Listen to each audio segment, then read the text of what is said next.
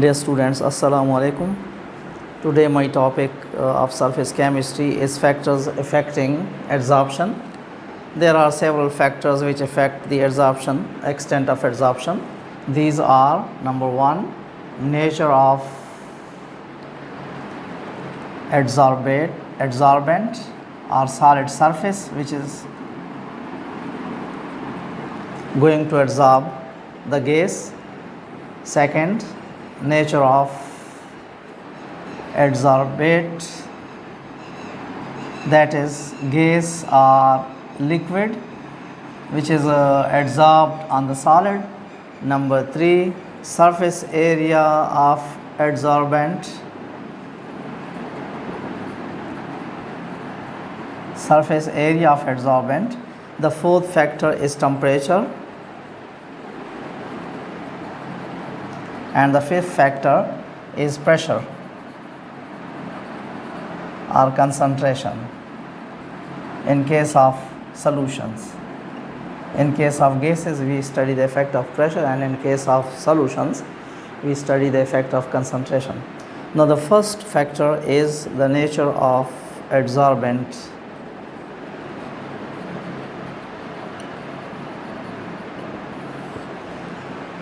The rate of adsorption changes by changing the adsorbent.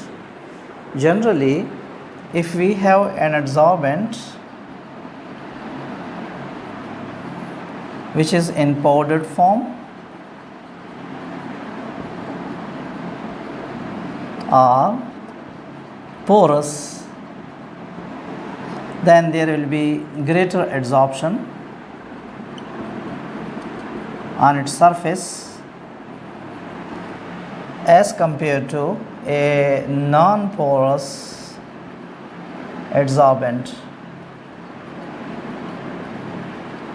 For example, charcoal, animal charcoal, is a porous adsorbent. It has many pores in it, while nickel and platinum, they are non-porous adsorbents. Now, if we consider the adsorption of hydrogen on animal charcoal, then it will be adsorbed to a greater extent. The adsorption will be greater. The adsorption of hydrogen animal charcoal will be greater as compared to the adsorption of hydrogen on the surface of nickel or platinum. So, the extent of adsorption depends upon the nature of adsorbent. If the adsorbent is powdered form or it is porous, the adsorption will be greater. In case of non-porous adsorbents, the adsorption will be less. For example, animal charcoal is a porous adsorbent, and on the other hand, nickel and platinum are non-porous. Therefore, any gas, for example hydrogen, will show greater adsorption on animal charcoal as compared to nickel or platinum. The second factor is nature of adsorbate. Second factor is nature of adsorbate, which may be gas or liquid. Now, if we have a gases which are easily liquefiable, which can be easily changed into liquid state, easily liquefiable, that is, they have high critical temperature. At a high temperature, they undergo liquefaction. For example, ammonia, chlorine, carbon dioxide, and sulfur dioxide. They show greater adsorption on a solid surface, while those gases which are not easily liquefiable,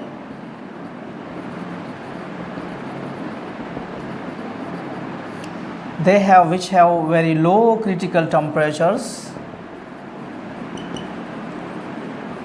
like nitrogen, oxygen, hydrogen, and helium, they show lesser adsorption on a given solid.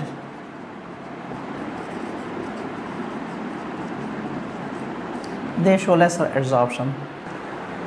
Critical temperature, the reason is that the gases which have very high critical temperature, which are easily liquefiable, they have stronger attractive forces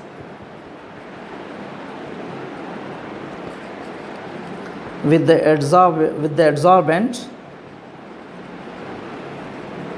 as well as among their own molecules. On the other hand, gases which have low critical temperature, they have weaker attractive forces among them, as well as they establish weaker attractive forces with the adsorbent.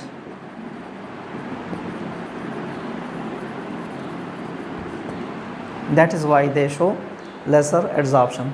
The third factor which affects the adsorption, extent of adsorption, is surface area of the adsorbent. Third factor which affect the extent of adsorption is surface area of adsorbent.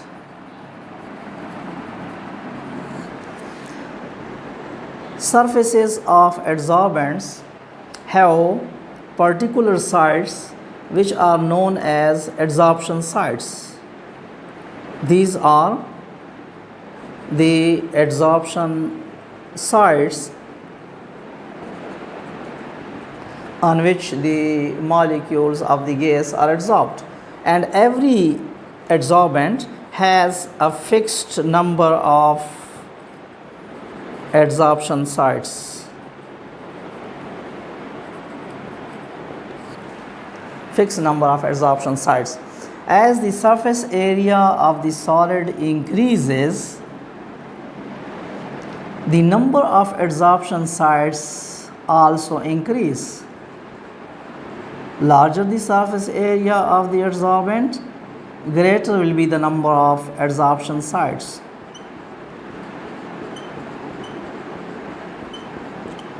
As a result, greater number of gas molecules can be adsorbed onto these adsorption sites. So it shows that as the surface area increases, as the surface area of adsorbent increases, number of adsorption sites increase,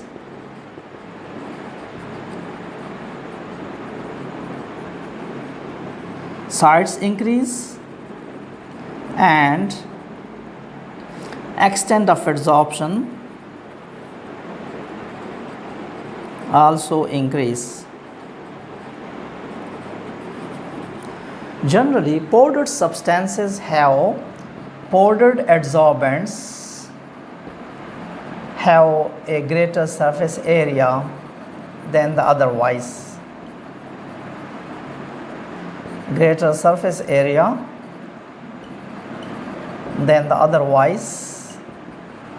Hence, powdered substances, powdered adsorbents will adsorb the gas more effectively.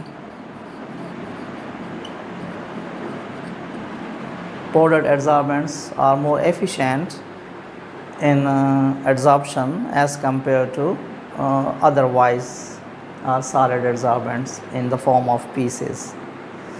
The fourth factor which affects the extent of adsorption is temperature. The fourth factor is temperature.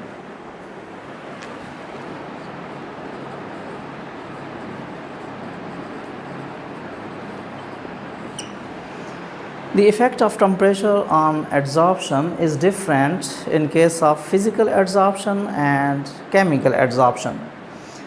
In case of physical adsorption, an increase in temperature decreases the extent of adsorption. Increase in temperature decrease the extent of adsorption. If we plot a graph between the amount of gas adsorbed x per unit mass of adsorbent m against temperature along x-axis or abscissa, we get a curve of this type. It shows at low temperature there is greater adsorption, x by m has a large value, and as the temperature is raised, the extent of adsorption decreases. So the rate extent of physical adsorption decreases by increasing temperature. In case of chemical adsorption or chemisorption,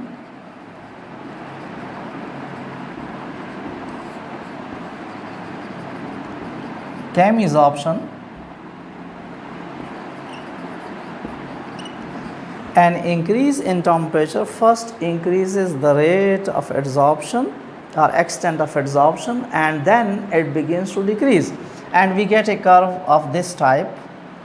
X by m is the amount of gas adsorbed per unit mass of adsorbent, and T is the temperature. We get a curve of this type. So let us suppose at temperature T1 adsorption is at point A. Point A represents the extent of adsorption. When we increase the temperature, adsorption changes to B, adsorption increases, and once again after this a further increase in temperature again decreases the extent of adsorption.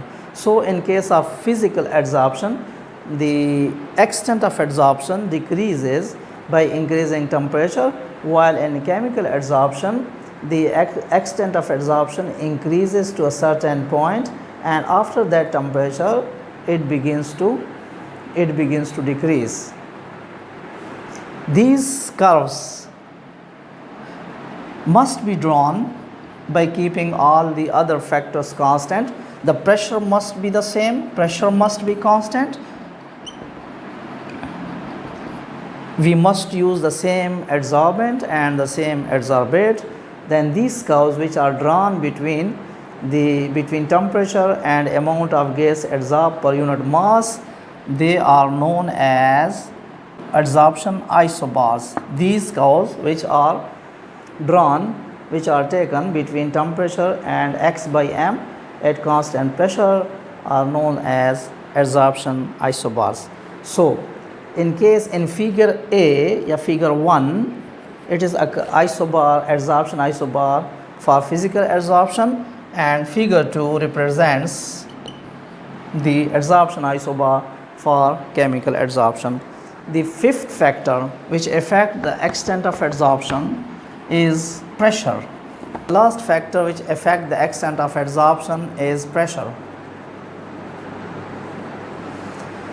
As the pressure increases, the number of collisions of gas molecules with the surface of adsorbent also increase. As a result, there are greater chances that the rate of adsorption, the extent of adsorption will increase. So increase in pressure increases the rate of adsorption, increases the extent of adsorption, but this takes place up to a certain specific pressure. This phenomenon, this increase in adsorption takes place to a certain pressure, up to a certain pressure, and then it becomes constant. This certain pressure at which the rate of adsorption becomes constant is known as equilibrium pressure. At this pressure, all the adsorption sites have been occupied by the gas molecules, and there is a dynamic equilibrium between the rate of adsorption and rate of desorption. That is why it becomes constant. If we draw a graph between pressure and amount of gas adsorbed per unit mass of adsorbent, then we will get this type of curve at a constant temperature and for a given adsorbent and given adsorbate. It shows that up to a certain pressure the rate of adsorption increases, but after a certain pressure it becomes constant. Let us suppose at this pressure the rate of adsorption becomes constant and it changes no more. Thus this pressure at this point represents the equilibrium pressure, P equilibrium. Now this curve which is drawn between pressure and the amount of gas adsorbed per unit mass of adsorbent, as this curve is drawn at constant temperature, therefore it is also known as adsorption isotherm.